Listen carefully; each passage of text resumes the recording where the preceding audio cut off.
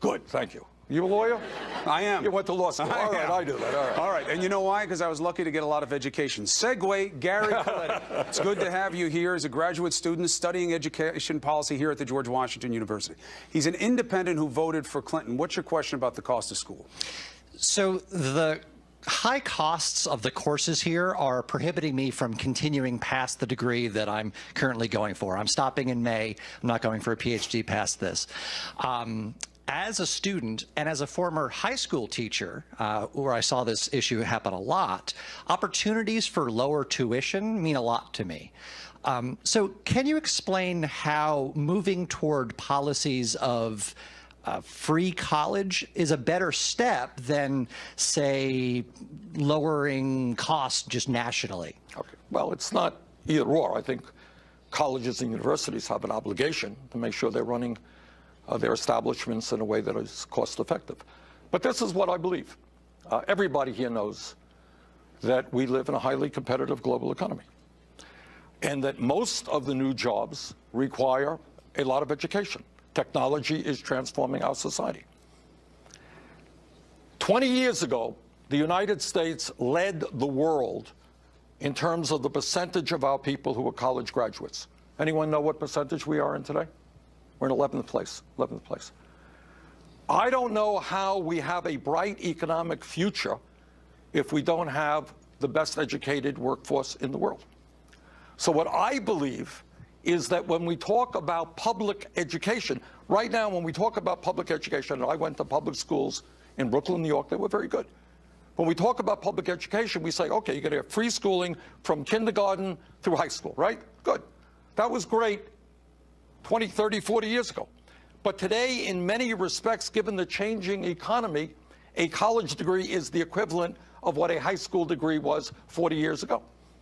That means to me that what we have to do is make a simple statement, and that is that we will make public colleges and universities tuition free. Now, how are you going to pay for that? During my campaign for the presidency, I proposed a tax on Wall Street speculation, which would have more than covered the cost of making public colleges and universities tuition free. The other part of the problem is that we have millions of people who have graduated college and graduate school, 30, 50, 100, 200,000. Talked to a young woman in Iowa, went to dental school, $400,000 in debt. Now, how do you get your life together when you're paying off huge debts for decades? So I think as a nation, we have to make a fundamental decision. Do we punish people for the crime of getting a good education, or do we say, you know what, we want everybody in this country to get the best education they can, not only for themselves, but for the future of this country? And that's what I believe. The second part about that is I grew up in a family that didn't have a whole lot of money. We didn't know anybody who went to college. And that's true today for many families. I want every child in this country who's in the 4th grade or the 6th grade, regardless of the income of his or her family, to know that if they study hard and they do well in school, you know what, they are going to be able to go to college. And I think that will bring a revolution to education in America. So I think that when we have the top 1/10 of 1% in this country owning almost as much wealth as the bottom 90%, when we have huge disparities of wealth and income, when we have major corporations making billions in profits, not paying a nickel in taxes, yeah, I think we can raise the money that we need to make public colleges and universities tuition free. Now, I don't know if you know him. There's a guy named Andrew Cuomo in New York State. Funny looking guy.